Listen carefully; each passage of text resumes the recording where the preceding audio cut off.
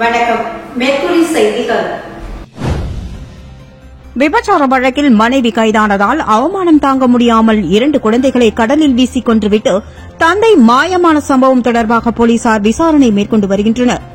புதுவையை அடுத்த தமிழக பகுதியான கூனிமேடுகுப்பம் மீனவ கிராமத்தைச் சேர்ந்தவர் ஆனந்த். இவரது மனைவி கௌசல்யா. இருவரும் புதுவை காலாப்பட்டு பகுதியில் உள்ள சுனாமி குடியிருப்பில் வசித்து வருகின்றனர். இவர்களுக்கு ஜோவிதா வயது 4 மற்றும் 1.5 வயது குழந்தை சஸ்மிதா என 2 பெண் குழந்தைகள் உள்ளனர்.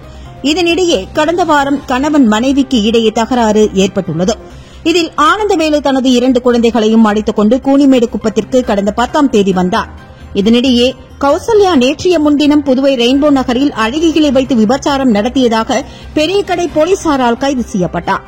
இதுகுறித்த தகவல் அறிந்த ஆனந்தவேலு அவமானம் தாங்காமல் தனது 2 குழந்தைகளையும் கடலில் வீசிவிட்டு மாயமாகிவிட்டார் என்று கூறப்படுகிறது. இந்நிலையில் கூனிமேடு கடற்கரையோரம் ஒரு பெண் குழந்தையின் உடலும், அனுமந்திக்குப்பம் கடற்கரை ஓரம் மற்றொரு பெண் குழந்தையின் உடலும் கரை ஒதுங்கி கிடந்தது. இது தொடர்பாக மரக்காணம் போலீசார் வழக்கு பதிவு செய்து விசாரணை மேற்கொண்டு வருகின்றனர்.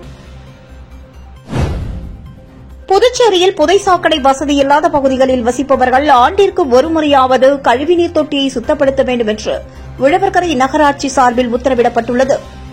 இது தொடர்பாக நகராட்சி ஆணையர் சுரேஷ்ராஜ் வெளியிட்டுள்ள செய்திக்குறிப்பில், உழவர்கரை நகராட்சி பகுதிகளில் கழிவுநீர் செல்ல புதை சாக்கடை திட்டம் செயல்படுத்தப்பட்டுள்ளது என்றும், வீடுகள், நிறுவனங்கள் புதை சாக்கடை இணைப்பை முறைப்படி பெற வேண்டும் என்றும், ஆனால் ஏராளமானோர் புதை சாக்கடை இணைப்பு பெறவில்லை எனவும், இதன் காரணமாக திறந்தவெளி கால்வாயில் கழிவுநீர் செல்வது தொடர்வதாகவும், எனவே பொதுப்பணித்துறையை அணுகி புதை சாக்கடை இணைப்பை அனைவரும் பெற வேண்டும் என்று வேண்டுகோள் விடுத்துள்ளார். மேலும் புதை சாக்கடை திட்டம் இல்லாத பகுதிகளில் வசிப்போர் வீடுகளில் உள்ள கழிவுநீர் தொட்டியை ஆண்டிற்கு ஒருமுறையாவது சுத்தப்படுத்த வேண்டும் என்றும் அந்த அறிக்கையில் குறிப்பிட்டுள்ளார். புதுச்சேரி மாநிலத்தில் 2 மாத அரிசிக்கான பணம் ரூபாய் 33 கோடி வங்கிக் கணக்கில் செலுத்தப்பட்டுள்ளதாக குடிமைப் பொருள் வழங்கல் துறை சார்பில் தெரிவிக்கப்பட்டுள்ளது.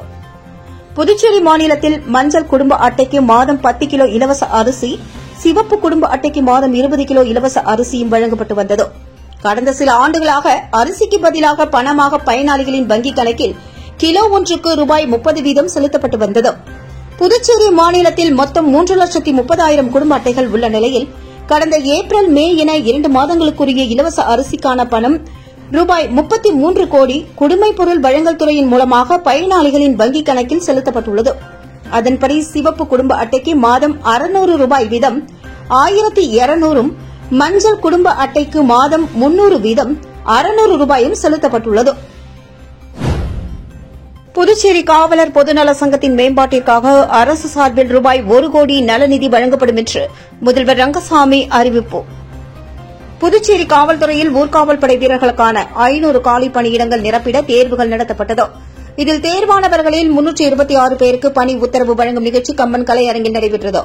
இவ்விழாவில் சிறப்பு விருந்தினர்களாக முதல்வர் ரங்கசாமி, அமைச்சர் நமச்சிவாயம் உள்ளிட்டோர் கலந்து கொண்டு புதிதாக தேர்ந்தெடுக்கப்பட்டவர்களுக்கு பணி நியமன ஆணைகளை வழங்கினார்கள்.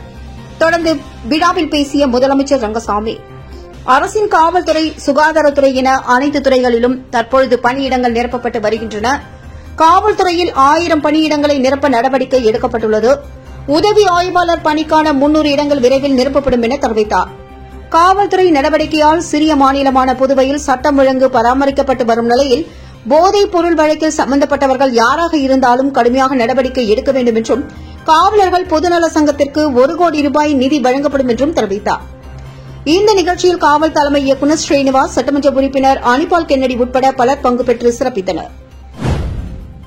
புதுச்சேரி அரசின் டெல்லி சிறப்பு பிரதிநிதி மல்லாடி கிருஷ்ணராவ் தொடர் முயற்சியால் ஏனாமில் பதவி உயர்வு பெற்ற FTCL ஊழியர்கள் மல்லாடி கிருஷ்ணராவின் வீட்டின் முன்பாக பட்டாசு வெடித்து கொண்டாட்டம்.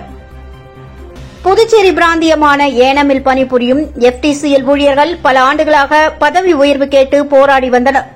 மேலும் அவர்கள் புதுச்சேரி அரசின் டெல்லி சிறப்பு பிரதிநிதி மல்லாடி கிருஷ்ணராவை சந்தித்து பதவி உயர்வு வழங்க அரசை வலியுறுத்தி நடவடிக்கை எடுக்க வேண்டும் என்று கோரிக்கை விடுத்திருந்தனர்.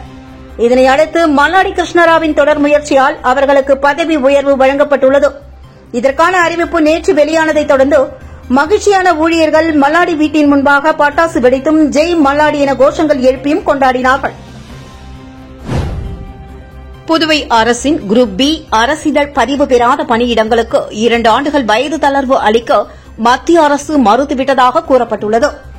இது தொடர்பாக புதுவை அரசின் பணியாளர்கள் மற்றும் நிர்வாக சீர்திருத்த துறையின் சார்பு செயலர் ஜெய்சங்கர் சம்பந்தப்பட்ட துறைகளுக்கு வெளியிட்ட சுற்றறிக்கையில், புதுச்சேரி அரசு நிர்வாகத்தில் உள்ள குரூப் பி அரசிதழ் பதிவு பெறாத பணியிடங்களுக்கான ஆட்கள் சேர்க்கையில் அதிகபட்ச வயது வரம்புக்கு 2 ஆண்டுகள் தளர்வு அளிக்க மத்திய அரசுக்கு முன்மொழியப்பட்டது என்றும், இதுகுறித்து மத்திய உள்துறை அமைச்சகம் பணியாளர் மற்றும் பயிற்சி துறையுடன் ஆலோசித்ததாகவும், ஆனால் வயது தளர்வுக்கு மத்திய அரசு ஒப்புக் கொள்ளவில்லை என்றும், எனவே கேடர் கண்ட்ரோலிங் அதிகாரிகளுக்கான காலி பணியிடங்களை நிரப்புவதற்கான பணியை வழக்கம் போல தொடரலாம் என்றும், மேலும் சட்டத்துறையில் ஆலோசித்து வயது தளர்வு தொடர்பாக தீர்ப்பாயம், நீதிமன்றம் போன்றவைகளின் உத்தரவுகள் இருந்தால் அது தொடர்பாக நிர்வாகம் முடிவு செய்யலாம் என்றும் குறிப்பிட்டுள்ளார்.